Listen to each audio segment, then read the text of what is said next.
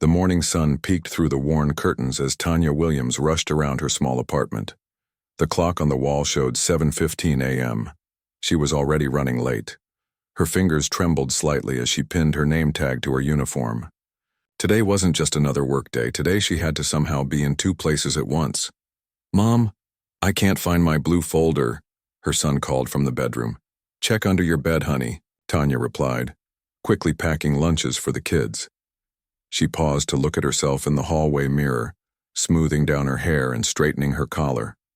The dark circles under her eyes told the story of another sleepless night spent worrying about today's court hearing. At 35, Tanya had weathered many storms as a single mother. She'd worked double shifts as a home health aide, nursed both children through chickenpox at the same time, and somehow managed to keep the bills paid, usually on time. But this eviction notice had knocked the wind out of her. She grabbed the carefully organized folder from the kitchen table, every rent receipt for the past 3 years neatly arranged by date. Her lease agreement, highlighted in yellow where it stated that rent increases required 60 days notice. Printouts from the public library about tenant rights in their county. This folder represented hours of work, squeezed in between shifts, and after the children went to bed. "Bus comes in 5 minutes," she called, handing each child their lunch bag and backpack. Her daughter looked up at her with serious eyes. "Are you going to fix the problem with our house today?" Tanya knelt down, coming eye to eye with her child. "I'm sure going to try my best. Miss Rose next door will pick you up after school if my meeting runs long." After seeing the children safely onto the school bus, Tanya hurried back inside. She quickly changed from her work uniform into the outfit she'd laid out the night before, her navy blue dress with the small flower pattern and her only pair of low heels. She'd called her supervisor yesterday, voice shaking as she requested the day off. After 5 years of perfect attendance, she had enough goodwill saved up for this emergency, though missing a day's pay would hurt when bills came due next week. The bus downtown was crowded with morning commuters. Tanya held her precious folder on her lap, rehearsing what she would say to the judge. She'd practiced in front of her bathroom mirror until midnight, trying to sound confident, knowledgeable, not like someone who was terrified. The courthouse loomed large as she climbed the wide stone steps. People in suits brushed past her, moving with the easy confidence of those who belonged. Tanya clutched her folder tighter. The security guard barely glanced at her as she passed through the metal detector, directing her to courtroom C with a bored wave of his hand. The wooden bench was hard as Tanya sat waiting for her case to be called. All around her, lawyers in expensive suits chatted and laughed with each other, their leather briefcases gleaming. Tanya's folder, with its coffee stain on one corner, suddenly seemed painfully inadequate. She thought about how this all started 2 weeks ago, coming home from a 12-hour shift to find the notice taped to her door. Rent increasing by almost half, effective immediately, for violations of lease terms. When she'd called the property management company, the woman on the phone couldn't even tell her what violations they meant, just that she needed to pay the new amount or leave. Tanya knew what was happening. The same thing that had happened to the family across the hall last month, and to 3 other families in their building before that. The neighborhood was changing, new coffee shops were opening, and people with much more money were moving in. Her landlord wanted her out so he could renovate her apartment and double the rent. "I've lived there 5 years," she whispered to herself, practicing again. "Never been late with rent, never had a complaint." A young woman in a suit sat down beside her, spreading papers across her lap. "First time in court?" she asked, noticing Tanya's nervous expression. Tanya nodded. "You have a lawyer?" "Can't afford one," Tanya replied. The woman's face softened with sympathy. "Judge Hoffman doesn't have much patience for people representing themselves. Try to be clear and stick to the facts. Don't let him rush you." Before Tanya could thank her, the courtroom doors opened and a tall, gray-haired man in black robes strode in. Everyone stood up. "All rise for the Honorable Judge Raymond Hoffman," the bailiff announced. The judge settled into his chair with an air of boredom, already flipping through papers. "Let's get through this calendar," he muttered to the clerk. Case after case was called. Tanya watched carefully, trying to understand the rhythm of the proceedings. Most cases were over in minutes. Lawyers approaching the bench, brief conversations, new court dates set. The judge rarely looked up from his papers. Time crept by. Tanya's stomach growled. She'd been too nervous for breakfast. The folder grew damp in her sweaty hands as she waited. Finally, nearly 3 hours later, Case number 47B, Westside Properties versus Williams. Tanya's heart hammered as she stood up. This was it. Everything depended on the next few minutes.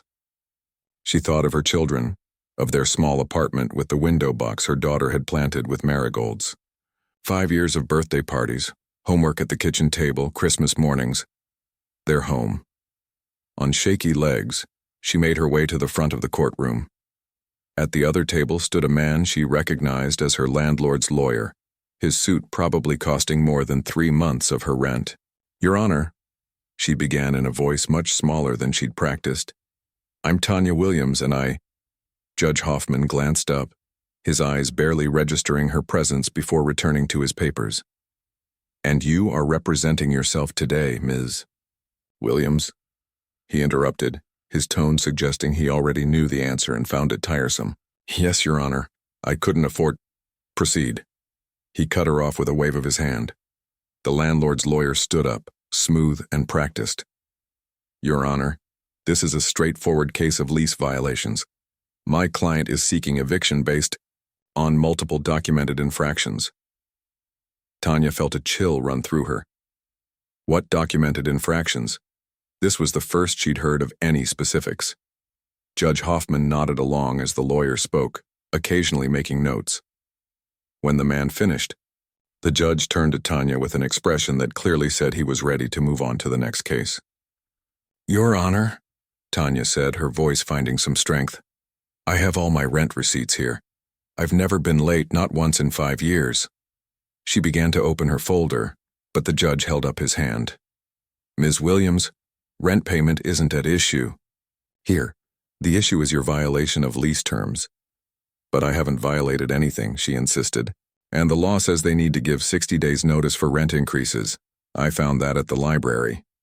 A small smile played at the corner of Judge Hoffman's mouth, and he exchanged a glance with the landlord's lawyer. In that moment, Tanya knew. They weren't going to listen to her. They had already decided, but she had to try. Her children were counting on her. Their home depended on it. Tanya stood frozen at the front of the courtroom, her folder clutched tightly against her chest like a shield. The fluorescent lights buzzed overhead, making the already tense atmosphere feel even more unnatural. She could feel dozens of eyes on her back. Other people waiting for their cases, lawyers pretending not to watch the train wreck unfolding. The bored bailiff who had seen this scene play out hundreds of times before.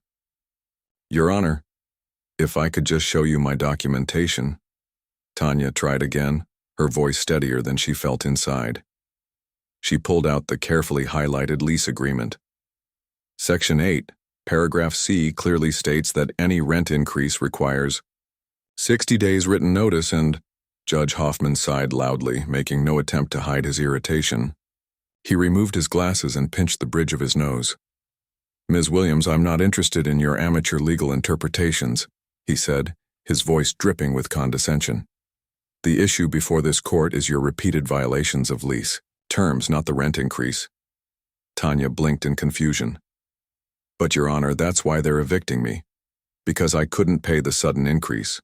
And I still don't know what violations they're talking about." The landlord's attorney, a thin man with expensive cufflinks that caught the light when he moved his hand, stood up again. "If I may, Your Honor, we have documentation of noise complaints, unauthorized occupants, and improper use of facilities." Tanya's mouth fell open. "That's not true. There's never been any complaint about noise, and it's just me and my 2 children. Living there exactly what my lease says." The judge rapped his gavel once, the sharp sound making Tanya jump. "Ms. Williams, you will address the court, not counsel," he snapped. "And you will wait your turn to speak." Heat crept up Tanya's neck and into her face. She wasn't a child to be scolded.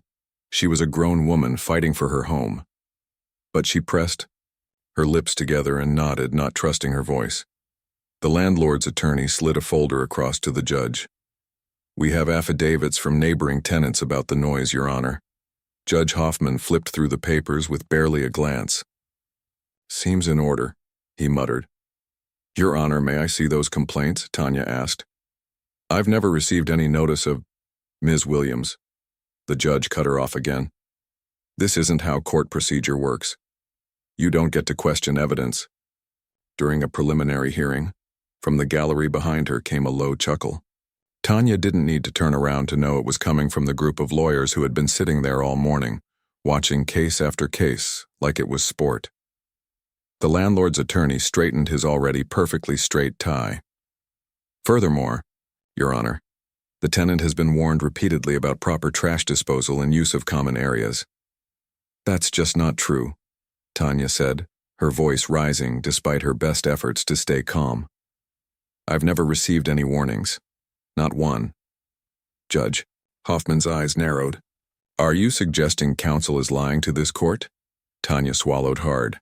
The room suddenly felt 10 degrees hotter.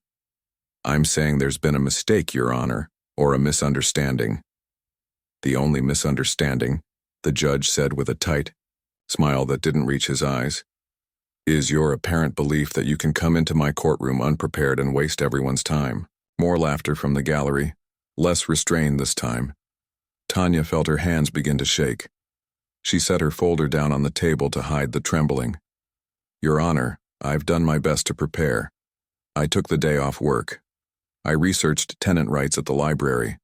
I brought all my documentation." She gestured to her folder, the pages now slightly out of order from her nervous handling. Judge Hoffman glanced at her papers and then at the sleek leather portfolio the landlord's attorney had presented. His expression said everything about which one he found more credible. "Ms. Williams, do you have any actual legal arguments to present? Any precedent cases you'd like to cite?" His tone made it clear he already knew the answer. Tanya hesitated. She had found some cases at the library, had written down their names and basic details. But now, under the judge's impatient stare, the confidence she'd built up over days of research crumbled. I found a case called Tompkins versus Reynolds where the court ruled that landlords need to provide specific documentation of lease violations before." The judge's laugh cut through her words like a knife. "Tompkins? Are you referring to Tompkins versus Reynolds Property Management from 1986? He shook his head, still chuckling. "That case was overturned on appeal 2 months later. It holds no precedential value whatsoever." The courtroom erupted in poorly disguised snickers. The landlord's attorney didn't even try to hide his smirk. Tanya felt like the floor was tilting beneath her feet. She'd spent hours researching, trying to understand legal terms so complex they might as well have been in another language. And with one sentence, the judge had made all her efforts meaningless. I didn't know that, Your Honor," she admitted quietly. "Clearly," he replied, "which is why people should leave legal matters to professionals." Tanya looked over at the landlord's attorney, who was leaning back in his chair with the relaxed posture of someone who already knew he'd won. She thought about how much he was being paid to be here today, probably more than she made in a month. "Your Honor," she tried one more time, her voice barely above a whisper now. "I've lived in that apartment for 5 years. My children go to school in that district. I've never been late with rent until this sudden increase, which I wasn't given proper notice for." "Please, there must be something, Ms. Williams," Judge Hoffman interrupted, checking his watch. "The court's time is valuable. We have a full docket today." He shuffled some papers, clearly ready to move on. "Based on the evidence presented, I'm inclined to grant the eviction request." The room swam before Tanya's eyes. This couldn't be happening. Where would they go? How would she tell her children they had to leave their home? However, the judge continued with obvious reluctance. "In the interest of thoroughness, I'll grant a brief recess. We'll resume in 15 minutes, at which point you can present any actual evidence you might have." He looked directly at Tanya for the first time since she'd approached the bench. "Though I suggest you use that time to consider accepting the eviction and negotiating move-out terms instead." With that, he stood up. "Court is in recess." The bang of his gavel sounded like a door slamming shut. Tanya stood rooted to the spot as everyone around her began to move. The landlord's attorney gathered his papers, not even glancing in her direction, already moving on to chat with a colleague about lunch plans. The next case was already lining up, people eager to take her place now that her time was up. With wooden movements, Tanya gathered her useless folder and walked toward the door. Her legs felt like they might give out at any moment. The courtroom suddenly seemed twice as long as it had when she walked in, the exit impossibly far away. Outside in the hallway, she leaned against the wall, closing her eyes against the tears that threatened to fall. She wouldn't cry. Not here. Not where they could see her. But what was she going to do now? Tanya stumbled toward the women's restroom, her vision blurred with unshed tears. The courthouse hallway swam around her as people rushed past, everyone with somewhere important to be. No one noticed the woman whose world was falling apart. The bathroom door felt heavy as she pushed it open. Inside, the harsh fluorescent lights bounced off the white tile walls, making her squint. She was grateful to find it empty. Setting her folder on the edge of the sink, Tanya turned on the cold water and splashed some on her face, careful not to ruin her makeup. She needed to look put together when she went back into that courtroom, even if she was crumbling inside. Think, Tanya, she whispered to her reflection. Think, 15 minutes. What could she possibly do in 15 minutes to save her home? The judge had already made up his mind. The landlord's lawyer had fabricated complaints she'd never heard of before today. It wasn't fair. None of it was fair. She dried her hands on a rough paper towel and checked the time on her old watch. 12 minutes left. Her fingers hovered over her phone and her purse. There was one person who might know what to do. One person who always knew what to do. But Tanya hadn't called her for help in years. She took a deep breath and walked out of the bathroom, looking for a quiet corner where she could make a call. Finding a small alcove near a water fountain, she pulled out her phone and stared at it. Pride warred with desperation inside her. She had always been determined to make it on her own, to never be a burden. But this wasn't just about her anymore. With trembling fingers, she scrolled to her contacts and pressed the name she needed. As the phone rang, her free hand clutched the cross pendant at her neck, a nervous habit from childhood. 1 ring. 2 rings. 3. Williams Johnson. A crisp, professional voice answered. Aisha. Tanya's voice cracked, betraying her. There was a pause on the other end of the line. Tanya, what's wrong? I'm in the middle of prep for the Carson merger. Can I call you back tonight? The familiar no-nonsense tone of her sister brought both comfort and fresh pain. How many times had Aisha been too busy for her?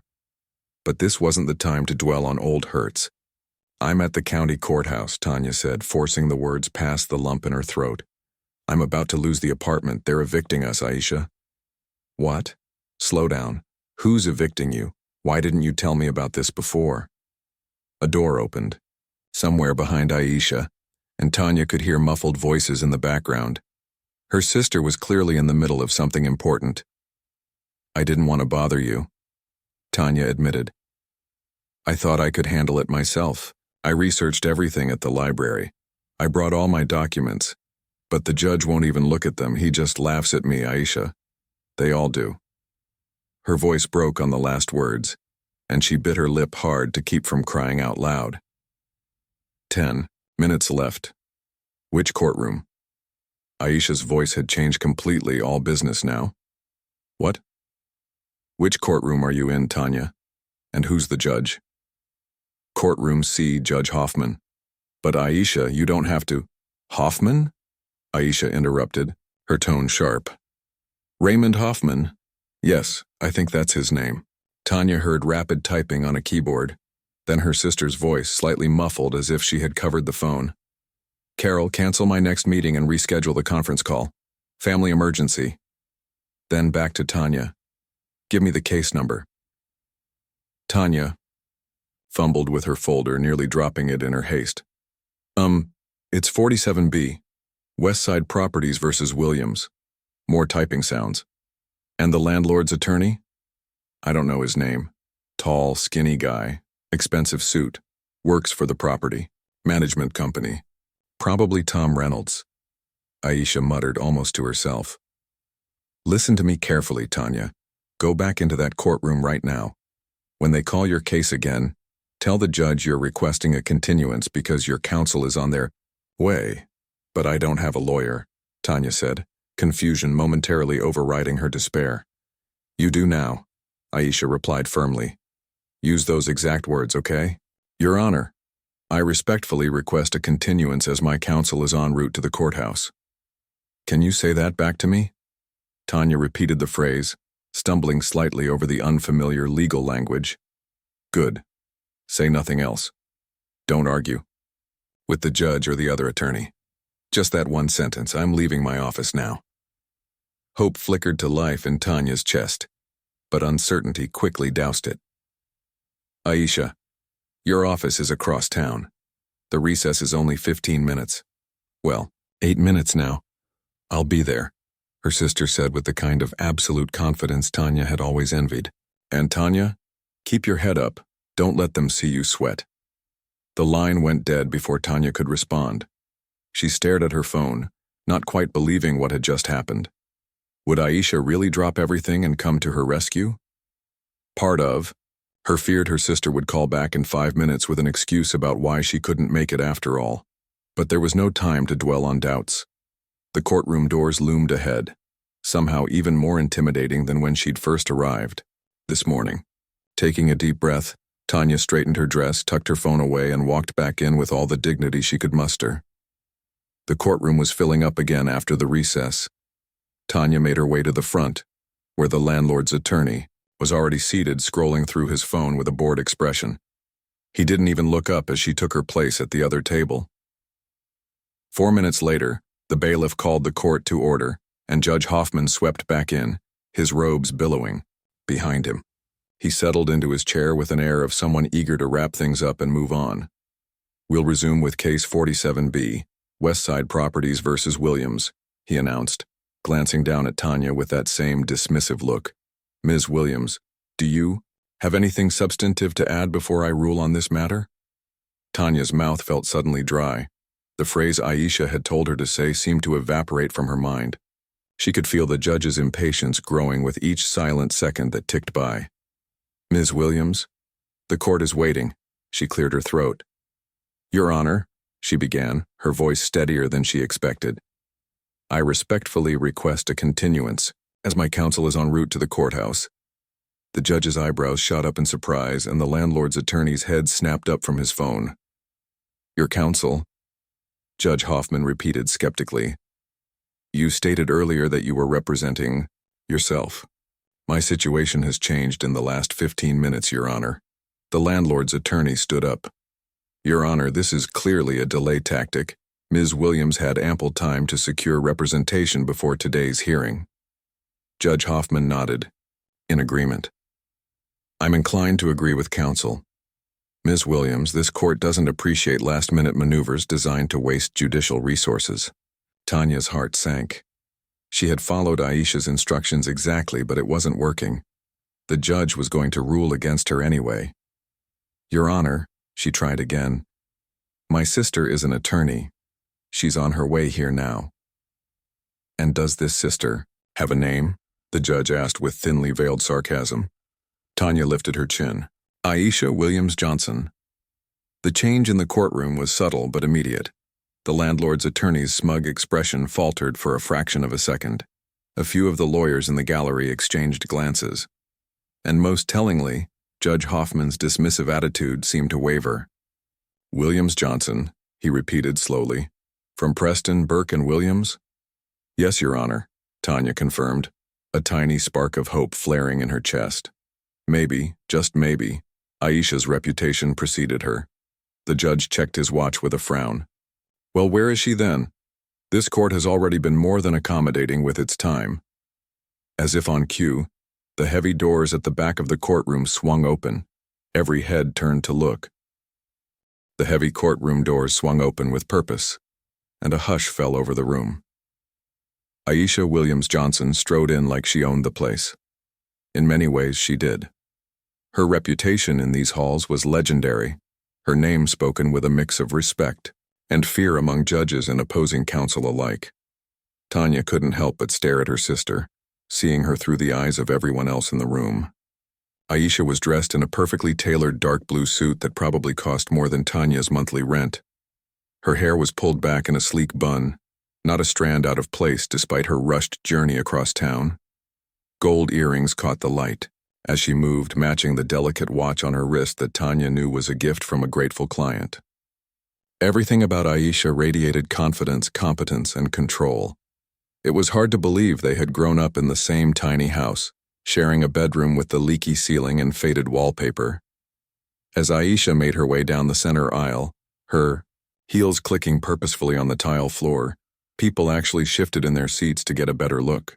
The landlord's attorney had gone completely still, his earlier smugness replaced by something that looked remarkably like dread. Judge Hoffman cleared his throat. "Ms. Williams-Johnson, I presume?" Aisha approached the bench, setting her expensive leather briefcase on the table beside Tanya. "Your Honor, good afternoon. Aisha Williams-Johnson of Preston, Burke and Williams, representing Ms. Tanya Williams." She placed a gentle hand on Tanya's shoulder, a small gesture of solidarity that nearly brought tears to Tanya's eyes. "This is highly irregular," the judge said, but his tone had changed completely. The condescension was gone, replaced by careful neutrality. "You're not on record as counsel for this case. Hence my request for a continuance, Your Honor," Aisha replied smoothly. "I've only just been retained and require time to properly enter my appearance and review the case details." The landlord's attorney stood up, visibly composing himself. "Your Honor, we object to this obvious delay tactic. The defendant has had ample opportunity to secure counsel before today." Aisha turned slowly to face him, one perfect eyebrow raised. "And you are?" The man straightened his tie nervously. "Thomas Reynolds, representing Westside Properties." "Mr. Reynolds," Aisha said, her voice pleasant but with an edge of steel beneath. "I'm sure you're not suggesting that a citizen's fundamental right to legal representation should be denied because of scheduling preferences?" Reynolds adjusted his glasses. "Of course not, but—" "Excellent," Aisha cut him off, turning back to the judge. "Your Honor, before we discuss the continuance, I feel obligated to address several procedural irregularities I've observed in today's proceedings." Judge Hoffman shifted uncomfortably in his seat. "Perhaps we should discuss this in chambers." "With all due respect, Your Honor," Aisha replied, "these are matters of public record. For instance, my client informs me that she was not permitted to examine the alleged affidavits regarding noise complaints, a clear violation of due process." The judge's face tightened.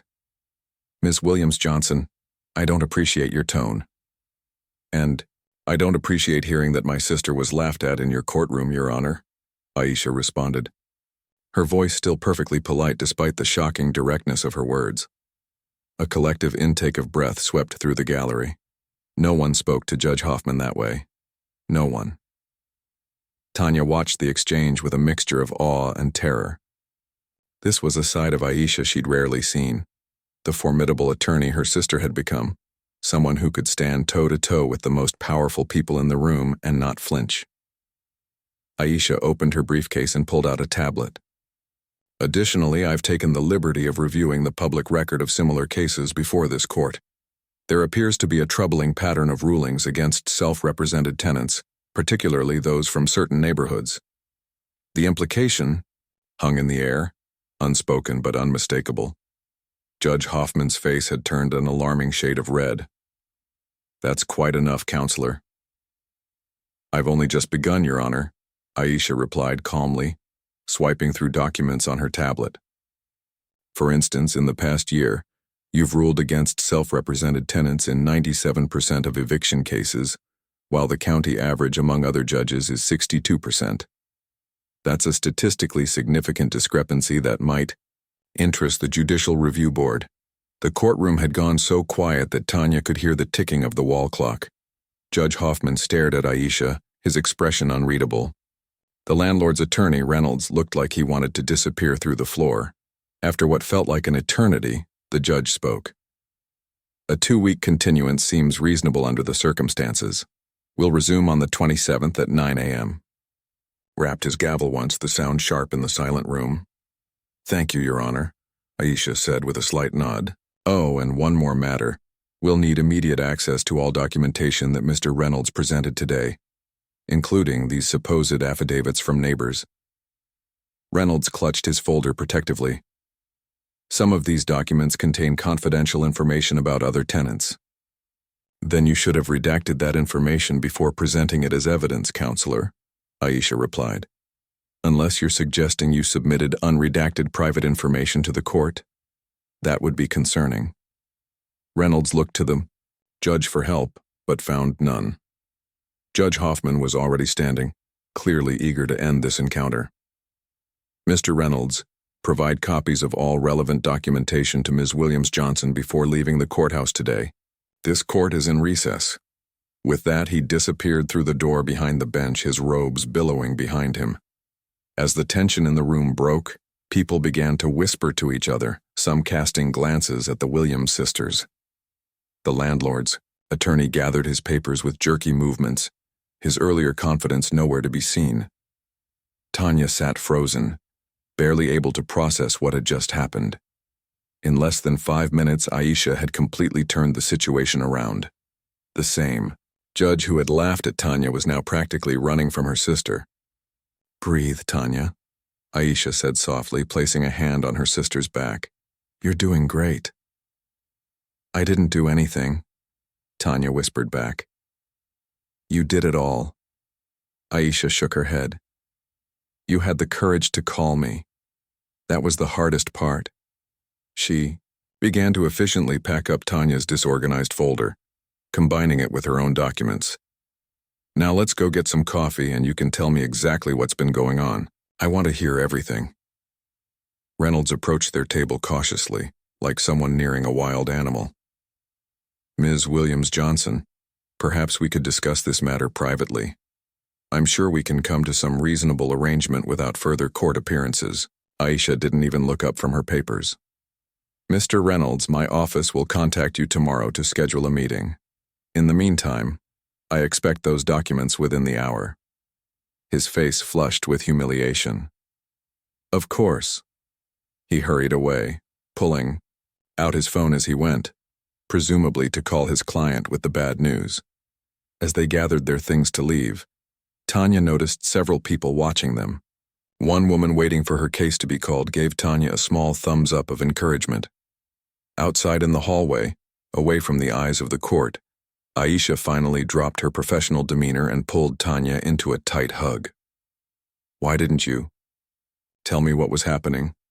She murmured against Tanya's hair. I would have been here in a heartbeat. Tanya closed her eyes, allowing herself to lean on her sister's strength, just for a moment. I've always handled things on my own. I didn't want to be a burden. Aisha pulled back, holding Tanya by the shoulders. You're my sister. You're never a burden. Ever.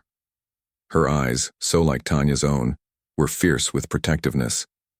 Now, let's go figure out how to make sure that landlord regrets the day he ever messed with the Williams sisters. For the first time that day, Tanya smiled. Maybe, just maybe, everything was going to be okay. 2 weeks passed in a whirlwind of preparation. Tanya's small living room table disappeared under stacks of legal documents as Aisha built their case. Each evening after Tanya finished her shift at the care home, the sisters would sit together, mugs of tea in hand, as Aisha explained their strategy in simple terms. The so-called noise complaints were all from the same day, Aisha pointed out, spreading the papers Reynolds had reluctantly handed over. Supposedly 3 different neighbors complained about loud music at your apartment. But I was working a double shift that day, Tanya said, looking at the date. The kids were at my friend's house. Nobody was even home. Aisha smiled, a look that Tanya had come to recognize as her sister's "I've got them" expression. Exactly, and I've got your work records to prove it. During those 2 weeks, Tanya saw a side of her sister she hadn't seen in years. The gulf that had grown between them, built from Aisha's demanding career and Tanya's stubborn independence, began to close. They stayed up late talking about old times, about their parents, about the dreams they'd shared as girls.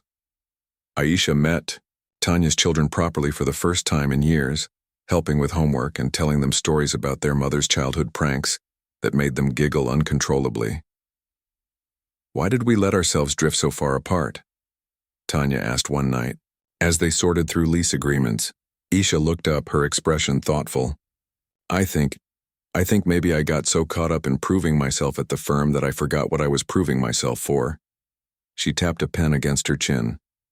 "Remember how Dad always said we should look out for each other? Because nobody else would." Tanya finished with a sad smile. Their father had been gone for 10 years now, but his words still echoed in their hearts.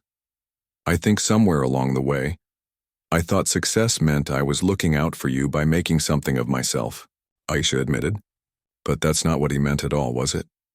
"No," Tanya agreed softly. "He meant this. Being there when it matters."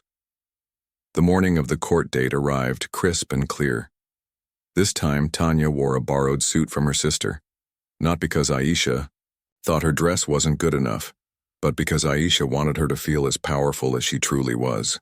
"Remember," Aisha said as they walked up the courthouse steps together, "today isn't just about keeping your apartment. It's about making sure they never try this with anyone else." The courtroom was packed when they arrived. Word had spread about the Williams sisters facing off against Westside Properties. The tenant rights organization Aisha had contacted had sent representatives. A few local reporters sat in the back row, notebooks ready. Reynolds was already there, but he wasn't alone this time. An older man with silver hair sat beside him. The senior partner from his firm clearly called in for reinforcement. Judge Hoffman entered looking considerably less relaxed than he had 2 weeks ago.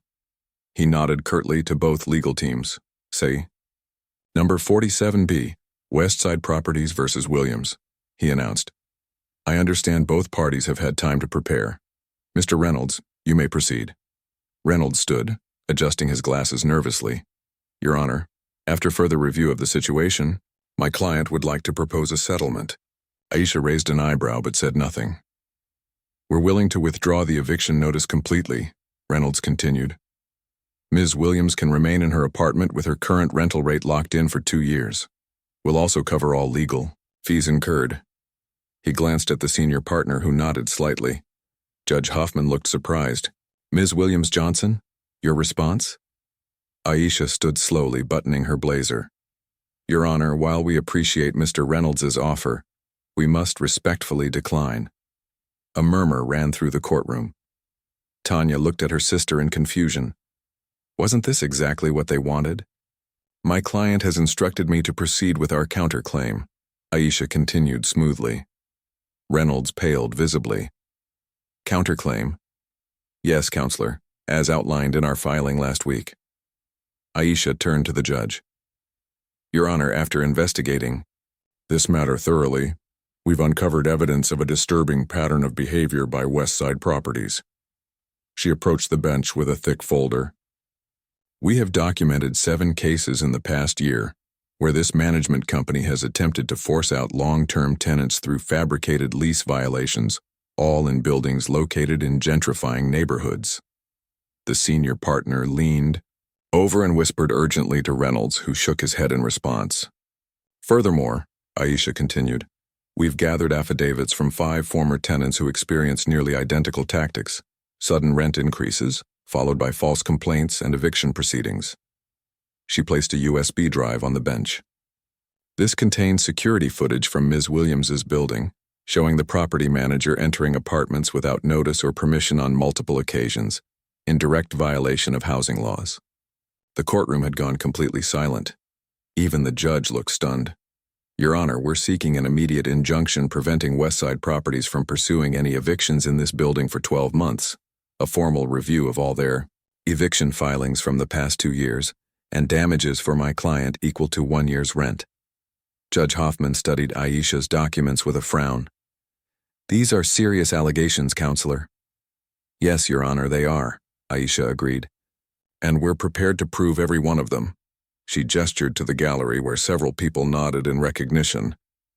These former tenants have agreed to testify about their experiences. We also have an expert witness from the Housing Authority, ready to speak about the pattern of evictions coinciding with neighborhood property value increases. Reynolds and the senior partner were huddled in urgent conference. Finally, the older man stood up. Your Honor, may we request a brief recess? To confer with our client, Judge Hoffman checked his watch. You have 30 minutes. When court resumed, the atmosphere had changed completely. Reynolds looked defeated as he approached the bench.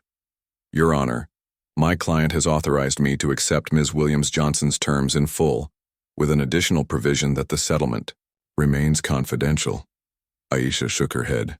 The terms must be public record, Mr. Reynolds. Transparency is non-negotiable. After another whispered conference with the senior partner, Reynolds nodded reluctantly. We accept. Judge Hoffman looked between the two attorneys. Very well. I'll review the settlement agreement once it's drafted. Is there anything else before the court today? Just one matter, Your Honor, Aisha said.